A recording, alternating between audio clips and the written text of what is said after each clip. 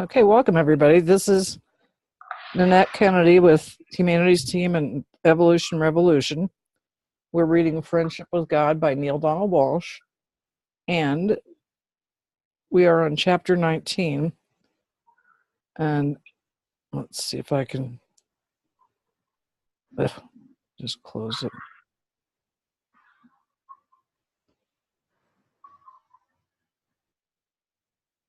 And it looks like it says page 389 if you're in the paper version of it. 391, so that's paperback. Or 391. Yeah. Whichever one starts with chapter 19. Yeah. Okie doke. All right. And thank you very much, Angela, for reading. And you could go ahead and start whenever you're ready. Okay, here we go. At the end of the Conversations with God trilogy, you made those same 3 points. Yes, and if you understand the second point, there's enough, you will have given yourself a big clue on how you may apply the first point, we are all one, if you choose. What does there's enough mean? Exactly what it says, there's enough. There's enough of everything you think you need to be happy.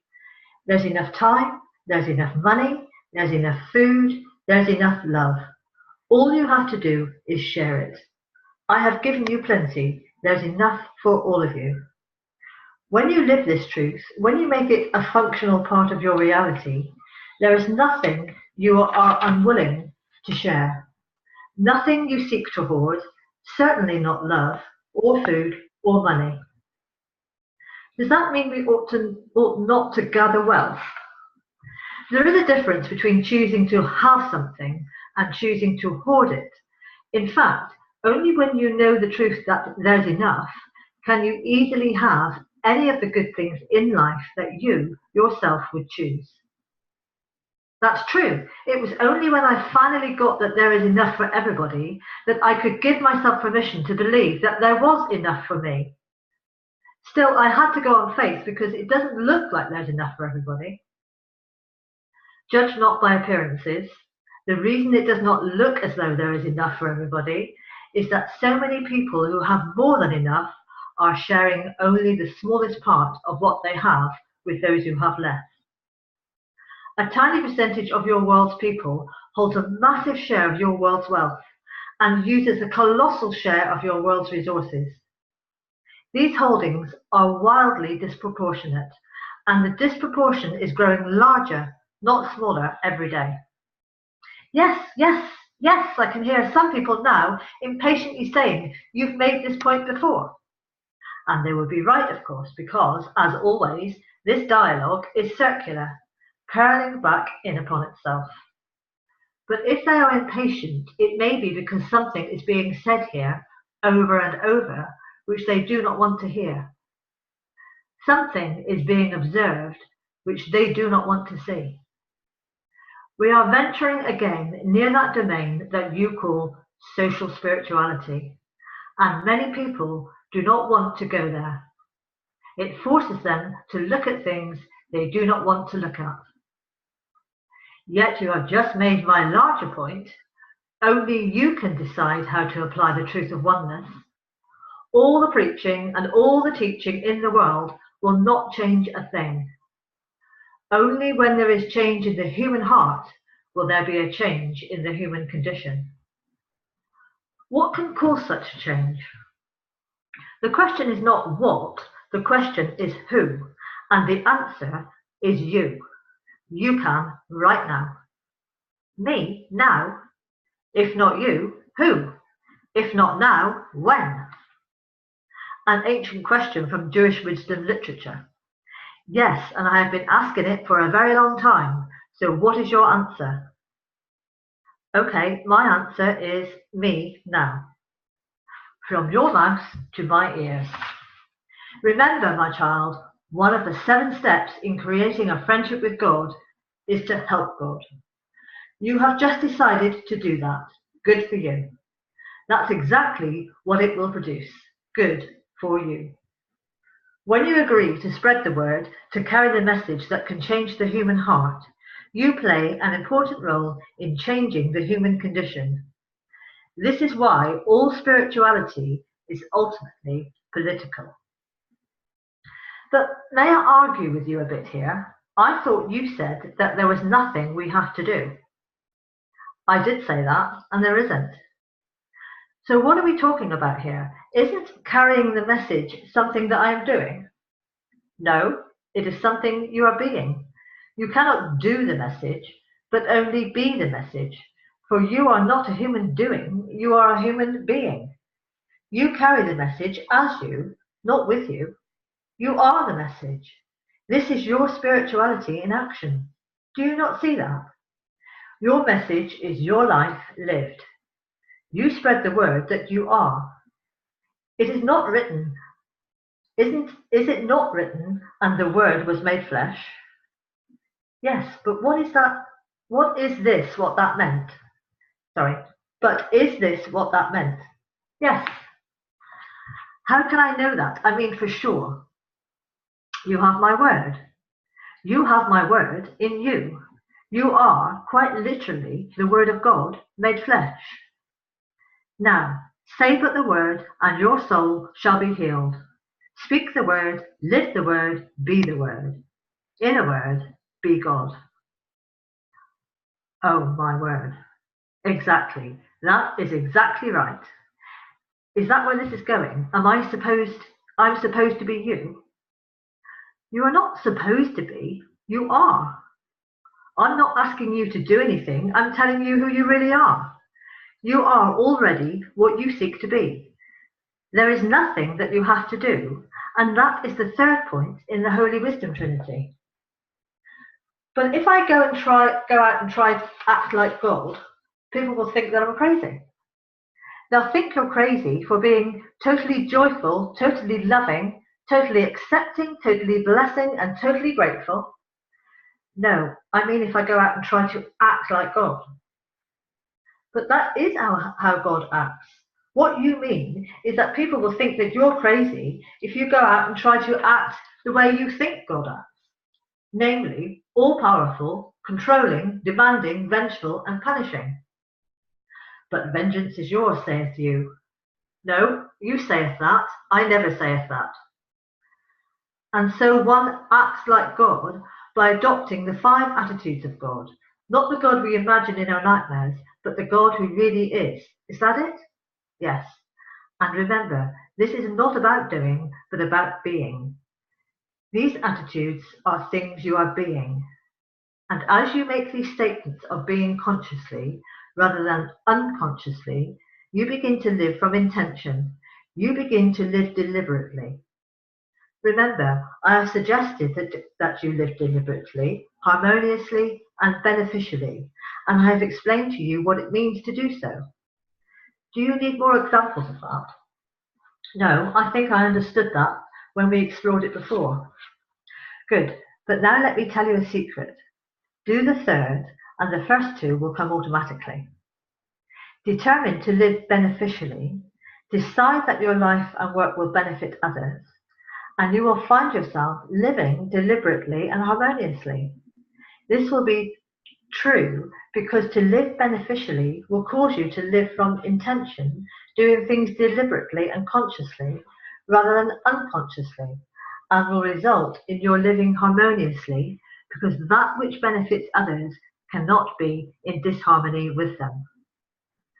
Now I will give you a trio of tools with which you may be sure that your life will be lived beneficially. These are the core concepts of holistic living. Awareness, honesty, responsibility. You are giving me a lot of meat here, a lot of material. How much longer is this teaching going to go on? All of your life, my friend, all of your life. It's never going to be over, is it? There's never going to be a time when I can say, I've got it, and be done with it. There may very well be a time when you can say, I've got it, but the moment that time arrives, you will notice that there is more to get. This is because the more you see that there is more to see. Do you see? And so, you will never stop the process of growing and getting. You cannot grow too big. You cannot grow too fast. You cannot grow too much. That is not possible. You cannot finish growing. There is no end to how big you can be. And you do not have to worry about getting it while the getting's good, because the getting is always good. Always you are getting through these teachings about life is good for you. And yet you have said that I have nothing to learn. True teaching is not a process by which you learn, but by which you are called to remember. There is nothing here that is new to you. Your soul is being startled by none of this. True teaching is never a process of putting knowledge in, but of drawing knowledge out. The real master knows he has no greater knowledge than the student, only greater memory. You said you wanted to know how to apply in the real world, in everyday life, as practical, functioning truths, what you have found in our conversations to be of value. I am suggesting ways in which you may accomplish that. I am helping you get what you want. This is what is meant. This is what it means to have a friendship with God. Thank you. Tell me then about the core concepts. Awareness is a state of being in which you may choose to live. It means to be awake to the moment. It is about being keenly observant about what is so and why, about what is occurring and why, about what can cause it not to occur and why, about all the possible and the most probable outcomes of any choice or action and what makes them possible and probable. To live in awareness is to not pretend that you do not know. Remember, I told you that there appear to be those who know, but who pretend that they do not know. Awareness is about being aware, and being aware that you are aware. It is about being aware that you are aware that you are aware, and about being aware that you are aware that you are aware that you are aware. Awareness has many levels. Awareness is about being aware of the level of awareness of which you are aware. And it is about being aware that there is no level of awareness which you cannot be aware if you are aware of that. When you live a life of awareness, you no longer do things unconsciously.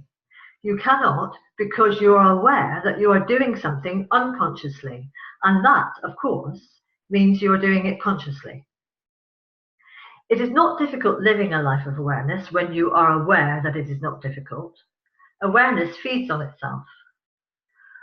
When you are unaware of awareness, then you cannot know what it is like. You do not even know that you do not know. You have forgotten. You really do know, but you have forgotten that you know, and so you might as well not know at all. That is why remembering is so important. This is what I'm here to do. I'm here to help you remember. That is what friends are for. It is what you are doing too in the life of another, in the life of all others. You are here to help others remember. This is something you may have forgotten.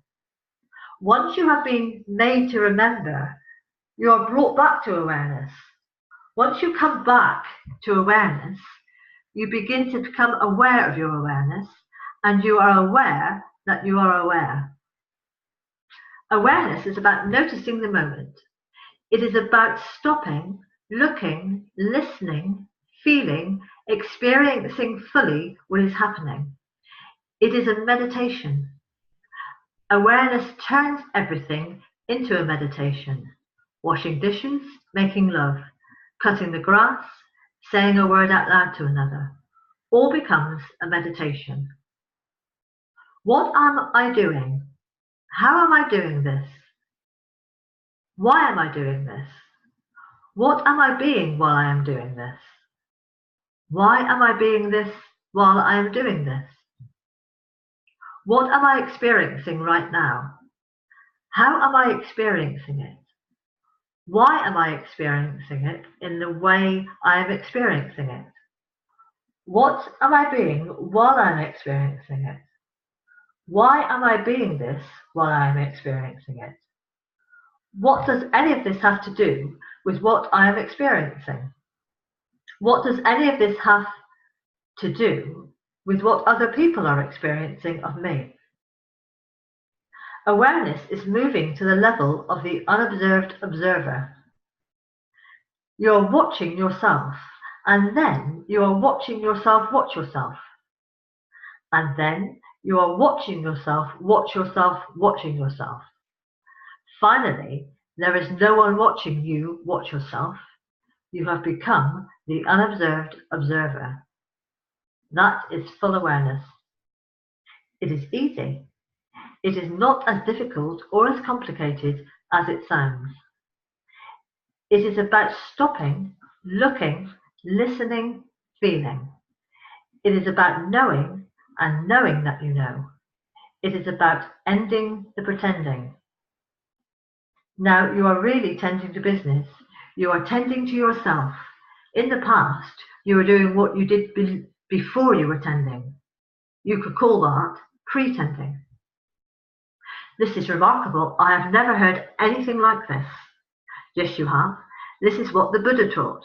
This is what Krishna taught. This is what Jesus taught. This is what every master who ever lived and who lives now has taught. There is nothing new here. There is nothing that is startling your soul. When you stop pretending, you become totally honest. Honesty is the second tool. Honesty is about saying first to yourself, then to others, what it is of which you are aware. Honesty is what you stand for. You are no longer taking things lying down, but standing for something. You may have noticed that you cannot stand for something until you stop lying all around. This is why it said that when you are totally honest, you are truly upstanding. In Conversations with God Book 2, the 5 levels of truth-telling are listed, and it explained how those 5 levels can result in a life of total visibility, or what is also called transparency. These two words stand in interesting juxtaposition to each other. To be totally visible is to be utterly transparent. That is, people can see right through you. There are no hidden agendas. The more visible you become, the more transparent you are. Use the tool of honesty consistently and watch your life change. Use it in relationships, use it in business, interactions, use it in your politics, use it in school, use it everywhere all the time. Be aware of what you have done and then be honest about it. Be honest about the outcomes you know very well that you have produced. Then choose to take responsibility for them. This is the third tool. It is a sign of great maturity, great spiritual growth. You will never want to do this, however, as long as your society equates responsibility with punishment. Too often in the past, taking responsibility has meant taking a fall. But responsibility does not mean guilt. Rather, it means a willingness to do whatever you can to make the outcomes you produced the best they can possibly be, and to do what it takes to remedy whatever can be remedied, should others choose to experience the outcomes as damaging in any way. Some people have chosen to walk a path that says, each person is responsible for his own outcomes, since we are all creating our own reality. Therefore, I am not responsible for what happens to you, even though I may have caused it. This is what I call a New Age bypass. It is an attempt to twist the logic of the New Thought movement, which proclaims that every human being is a creator. Yet I tell you this, you are each responsible for each other. You are truly your brother's keeper. And when you understand this, all the misery, all the sorrow, all the pain of the human experience will disappear. You will then create a new society based on the new gospel, we are all one, and supported by the core concepts, awareness, honesty, responsibility. There will be no other laws, no other rules or regulations. There will be no legislation and no need for legislation, for you will have learned at last that you cannot legislate morality. Your schools will teach these core concepts. The entire curriculum will be built around them. Subjects such as reading, writing, and arithmetic will be taught through them. Your worldwide economy will reflect these core concepts. The entire infrastructure will be built around them. Activities such as buying, trading, and selling will be guided by them. Your self-governance will support these core concepts. The entire bureaucracy will be built around them. Departments such as public service, justice, and resource management and distribution will be administered according to them. Your religions will support these core concepts. The entire spiritual belief system will be built around them. Experiences such as unconditional love, unlimited sharing, and emotional and physical healing will be possible because of them. You will have come to know at last that it is impossible to avoid responsibility for the experience of another, for there is no other. There is only you expressing in a multiplicity of forms. Because of this knowingness, everything will change. The shift will be so dramatic, so pervasive, and so complete that the world as you now experience it will seem like a nightmare that has finally ended. And, indeed, you will have truly awakened. The time of your awakening is at hand. The moment of your renewal, of your recreation, is upon you. You are about to recreate yourself anew in the next grandest version of the greatest vision ever you held about who you are. This is the agenda of your worldwide society in the new millennium. You yourself have set this agenda. You have called it forth. You have already set it into motion. Human beings everywhere are moving into alignment with it. They are joining hands in this recreation. East is meeting West. Whites are embracing people of colour. Religions are merging. Governments are adapting. Economies are expanding. In everything, you are moving to a global approach, adopting a global perspective, creating a global system. There will be chaos before the shift. This is natural in advance of any shift of this proportion. For you are not merely changing your ways of doing things, you are shifting your whole idea of who you are, as a person, as a collection of nations, as a species. And so there will be chaos, created largely by those who do not want to make the shift, who cannot accept the end of better and the new gospel of oneness. There will also be those who are simply afraid that such a change will produce a loss of control over one's whole life, a surrendering of personal and national identity. None of these outcomes will occur. The shift will not mean the disappearance of ethnic or national or cultural distinctions. It will not mean the dishonouring of traditions, or the disowning of heritage, or the disassembling of families, tribes, or communities. On the contrary, the shift will produce a strengthening of those ties as you come to realise that you can experience them without having to do so at the expense of another. The shift will not mean the end of that which makes you different, but only the end of that which makes you divided. Differences and divisions are not the same thing. Differences confirm and make possible your experience of who you are. Divisions confuse and render impossible that experience. Without the differences between here and there, up and down, fast and slow, hot and cold, none of these things could be experienced. Yet there is no division between here and there, up and down, fast and slow, hot and cold. These are merely different versions of the same thing. Similarly, there are no divisions between black and white, male and female, Christian and Muslim. These are merely different versions of the same thing. When you see this, then you too will have made the shift. You will have become part of the new society in which you honour diversity but not division. You do not have to disappear as an individual in order to experience oneness. That is the great fear, of course. The great fear is that oneness will mean sameness, and that which separates you from the whole will disappear, thus you will disappear. And so the struggle against oneness is a struggle for survival. Yet oneness will not put an end to your survival as an individual expression of the whole. Rather, it will allow it. Right now, you are killing each other out of your love for yourself and your beliefs, and your hatred of others and theirs. You have it constructed that in order to survive as an individual person, race, religion, or nation, you have to make sure that no one else survives. This is your myth, called survival of the fittest. Living the new gospel of oneness, you will not have to fight for survival, but will guarantee it by not fighting for it. This simple solution, which has so long evaded you, will change everything. You will stop fighting for survival the day you realize that you cannot fail to survive.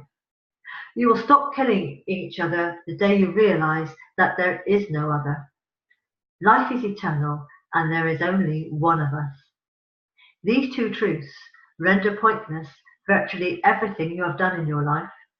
When understood, they will transform your life, turning it into a glorious expression of the grandest version of the greatest vision ever you held about who you are. Life is eternal, and there is only one of us. These two truths summarize everything and change everything. Life is eternal, and there is only one of us. These two truths are all you will ever need to know. Thank you, Angela. You're welcome. Well, excuse me. That business about being aware that you're not aware that you are aware that you're not aware. I still find that confusing. And what I was trying to think about when you were reading that, does that mean there's degrees of, is God simply saying there's different levels of awareness? I'll be happy to hear from anybody. Well, it got to a point where I was just reading words because I got lost in it. It was just so many awareness that I couldn't keep up with it. But I was trying, at a point when there were so many of them, I was trying to be aware of myself reading and trying in all that one moment, trying to be aware of myself reading and why I'm doing it, who I'm doing it with, why we're here. And I was trying to do all that in that moment of reading it and trying to get it out right as well. But I think it'll take a bit of reading to digest it all. And I did think when I was reading it as well, I must come back and read this and try and see how many awares there are and how far we actually go with the awares, because I can get to about 3. I can be aware or watching myself, watching myself sort of thing. I can get to about 3 without thinking about it, but it's a long way back, isn't it, all those awarenesses? So, I'm not quite sure what it does actually mean. Really? Over? I think there's being aware of yourself, and then there's another level of being aware of the other, and then of being aware of all the others, and then being aware of there's no other. That's how I see the progression. And then in that you become that amazing phrase that you are truly your brother's keeper, because you are your brother. To me, that's some of the levels, but over. Yeah, so basically you're going back and back and back, being aware, and you get back to yourself, which is all of us, one of us.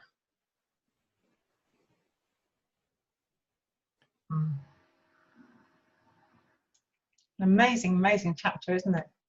It is. And I don't know what page it's on, but God says awareness has many levels.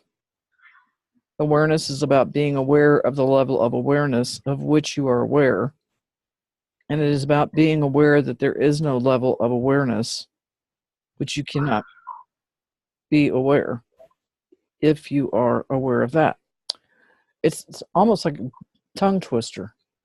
And I think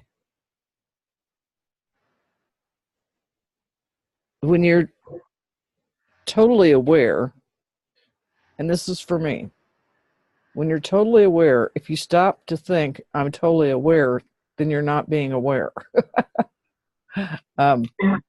The awareness is in simply being. fully in a moment, no matter what that moment is. And I don't know whether Neil says it or God says it, but that awareness is in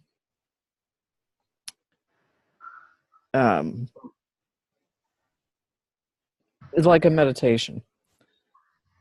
And what it reminds me of is when if I'm out, say I'm taking pictures with my camera, when I first start taking the pictures, I'm really aware that I'm taking the pictures. Then I go to the next level and I go, I'm aware of the beauty. And then the next level would be, I'm so into this that I'm unaware, and yet I still have to get past that one thing that I don't stop myself and say, wow, I'm aware that I'm aware. You know? And I think about this also in typing. If I get caught up in the fact that I'm typing, I tend to make a lot of typos. But if I can get on a sail, as it were, and just be one with the typing, I'm in an awareness zone. And the second I say to myself, wow, I'm really doing great at this typing, I've come out of the awareness, and that's when I start making mistakes. I don't know if those examples make any sense. Over. Yeah, it does, Nanette. And I'm thinking, when you're in the zone of typing, and before you realise that you're aware, you come out of the zone sort of thing, is there another level of awareness that you can go to from that? Do you see what I mean? That's what I'm thinking by reading all those awareness levels in the book. Seems like you keep going. Do you know what I mean? You're going on and on and on. Yeah. So yeah. And I think if anybody on this call or listening to the recording has ever played an instrument, yeah, there's the beginning of whatever you're playing, whatever instrument. Oh, I think I may have just had a light bulb go on. We'll see. Got out of my awareness. But if you're playing an instrument, and at first you're very aware that you're playing an instrument, your fingers are touching guitar strings or pipe valves, and then you kind of get into this rhythm where you're thinking, okay, things are going good, things are going good. And then you start to lose your awareness of audience, of how it's sounding maybe. And in that final awareness is you are one with the instrument. Yeah, indeed. And the music. Right. Nanette, do you play an instrument? Yes, I do. What do you play? I play the guitar. Oh, wow. Me too. Yeah, I mean, I don't play it as often as I would like to. But one of my favorite things to do is to lay my head onto the body of the guitar and hear that music come through the wood right to my ear. And that's where I feel like I really become one with that. And if anybody else who plays an instrument, sometimes you're playing along, you're like, I can't even believe my fingers are moving this fast. Or, what's his name? Very famous guitarist who's not Chaplin. Eric Clapton, you mean? Yes, Eric Clapton. And Eric Clapton talked about when he was asked, how do you play the way you play? He goes, my fingers are doing it. He said, I'm not thinking about it, because if I think about it, then I get trapped into the sort of like what I was saying about typing. If you start thinking about how good you're doing, that's the first sign of a screw up. So anyway, that's my thought on that. And I know when Eric Clapton gave that answer, it confused a lot of people, because a lot of people who don't play, you don't have to be a maestro, but people that don't play instruments and don't get to that zone, as it were, don't understand that Eric Clapton's not thinking, okay, now I'm going to play the C chord, we're going to play the D chord, we're going to play the E minor chord. It's just, you kind of get into the flow and do it over. Yeah, but I think for people who don't play instruments, I think they could find that oneness in other ways, like running, maybe. Yes. Yeah. I agree.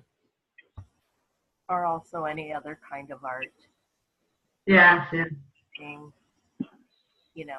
You can really find it doing anything that's your thing. That's a good point. Because any type that's where your mind is becoming one with what you're doing. And you know what? I've told this before on one of these calls. And sometimes it's not easy to do, but I can become one with doing the dishes. If I, instead of saying, "Ooh, that water is cold and yucky and people didn't scrape off their plates," and, if I just get into doing it, then I find myself in a place where I'm not thinking about what it is that I'm doing, if that makes sense. Totally. Doing the dishes is like a meditation for me. I wish I could extend that to the rest of the housework. I couldn't agree with you more, Mary. It's like I need to put signs on everything, like scrape the dish, rinse the dish, and I can get caught up in that. And I would love it if family members in my house would look at it as a meditation. And my son has told me, my 23-year-old son, that when he mows the lawn, it's like a meditation for him, because the noise of the mower kind of blocks out everything else, and he just gets into it. So, I mean, really, it can be doing anything. It doesn't have to be an instrument or typing. It could be a chore that you're not particularly fond of. I know I've gone into not aware while I'm driving, which may not be so good. But anyway, I think there's a number of ways to get to that feeling of oneness without thinking about the fact that you're thinking about oneness. Over. Hello. Hello. Can you hear me? Hi, Ann. It's Ann. Hi. Well, what a day it's been. First, on the read, I wanted to say hello, but now I have something I can contribute. On the reading, I missed some of it. It was hard to hear because I was in a convertible at the time. And what I heard was, if not who, if not you, who, if not now, when. And then I heard the whole speech about awareness, becoming aware, and then being aware that you're aware, and then being aware that you're aware that you're aware. And this kind of fits into what we're talking about with anything that you do. If you do mindfulness, if you're experiencing in present time, and you're in the moment with whatever you're doing, then you have that become one with. And I have 22 years of sobriety in AA. And what's really interesting is in the beginning, I basically couldn't handle the anger. So I would scrub pots and pans. And I had something called pine cone therapy, which was really therapeutic because I lived in South Carolina. And I would go collect all the pine cones all over the neighborhood. My block was the cleanest block. Random acts of tender mercies and kindnesses or whatever. And then basically I learned to clean really well whenever I was feeling feelings. And I learned to enjoy cleaning because it wasn't really cleaning. It was a momentum. It was a flow. It was like someone else was working through me. It was like being in my moving center whatever I do from my moving center, it's kind of like driving your car. The car kind of knows where it's going. Anyway, something like that. I don't know if you can understand or not, but that's the gist of it. And so I asked my mother one time, you know, Mom, what do you like about me? Remember, she's 96. She says, I don't know, I have to think about it. And then she says, well, you sure can clean real good. Over. That's too funny. I'll have to think about it. Okay. I think you make some really good points. And oddly, you reminded me that my mom would, like, if she was handing me a chore to do, and I would be kind of in a bad mood that I was being asked about the chore, and she would say, do the chore and think about other things, and you won't be thinking about the fact you're scrubbing the floor or the pots and the pans or the this and that, and be grateful. And that really helps. And I have to check on my granddaughter here real quick. Okay. Well, I have to add one thing to that, which is that what I was describing was something that is of my own will. It's not being told I need to do something and somebody else. I haven't tried it that way. I just want to say that it was always coming from I wanted to do it, and that was the way I was choosing to do it. You know, I became participating in roles and interested or something like that. Over. I don't know if I would feel the same way, in other words, if someone had assigned me to mop the floor. I would have to think about that or experience it. Thank you. Over. For me, there's another really important bit in this chapter, which is about honesty and transparency. And it seems to me setting the bar really high for me to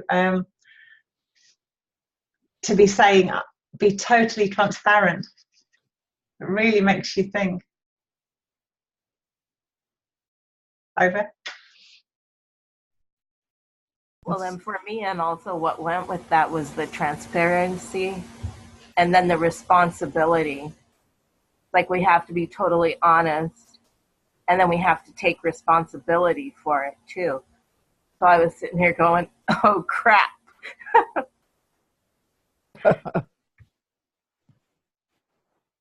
Well, Mary, I think too,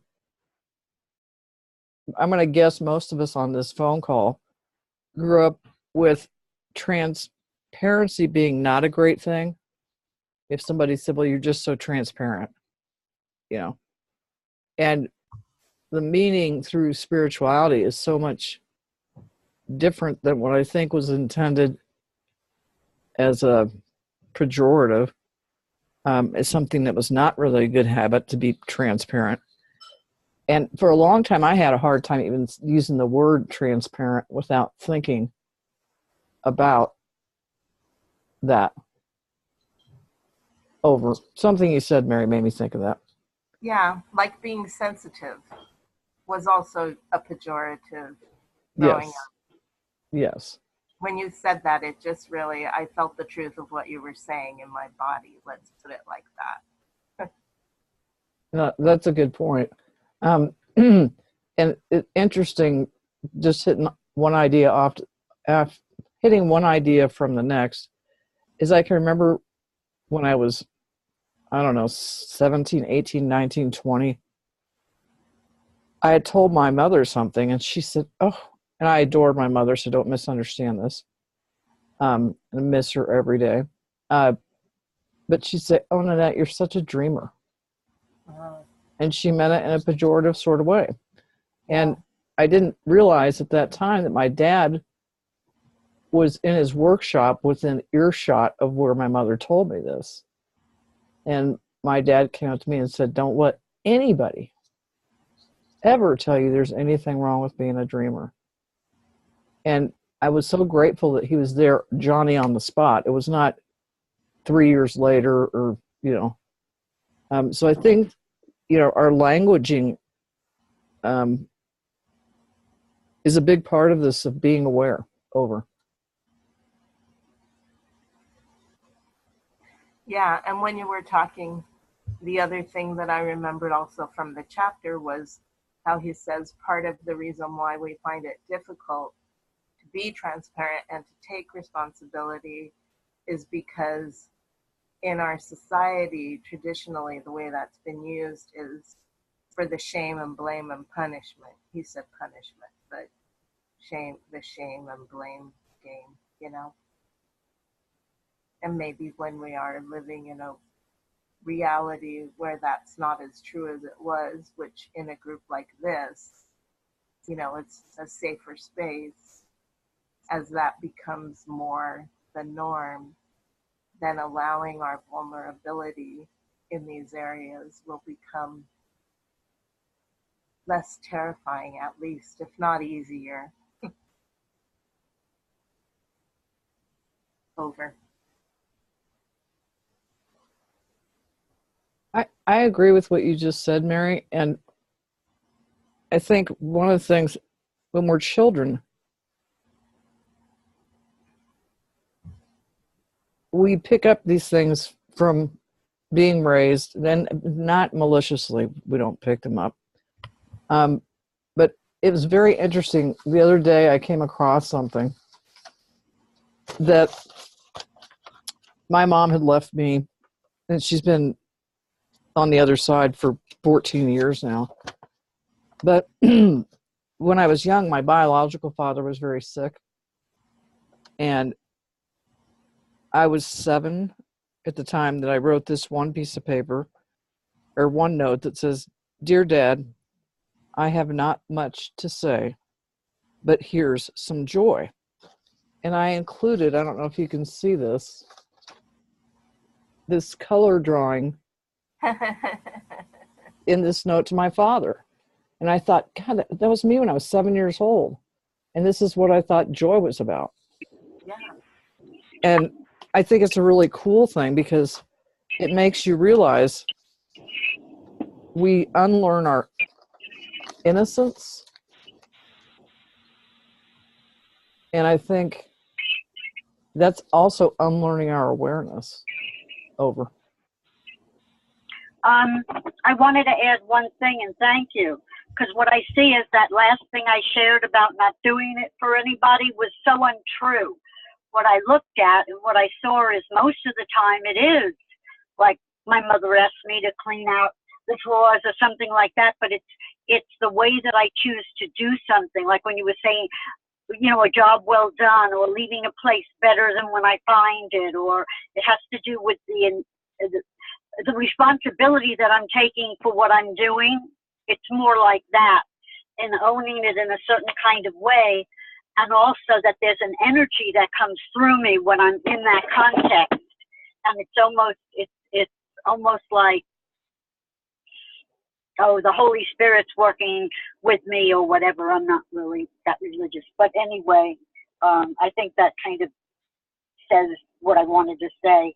But it was interesting that what I said when I realized that isn't true. And you were talking about transparency. I actually thought, oh, I've never done this for anybody, and I noticed that that's not true. It was just interesting. Thank you.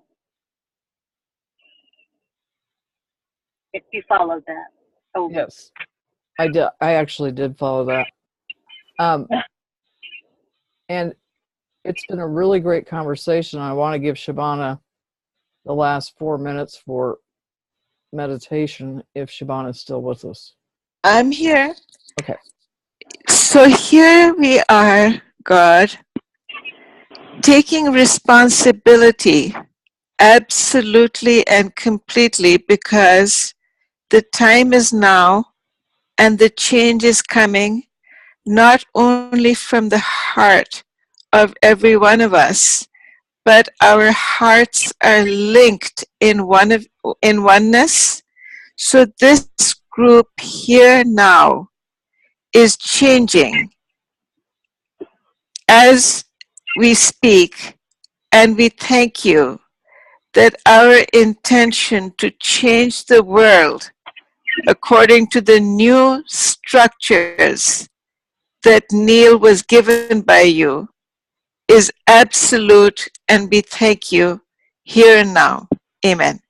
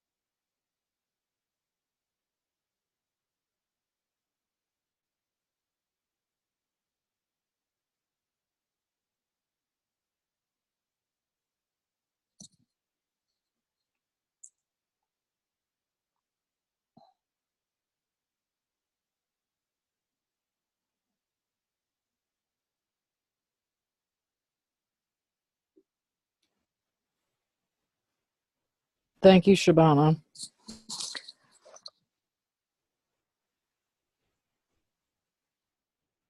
You're welcome. And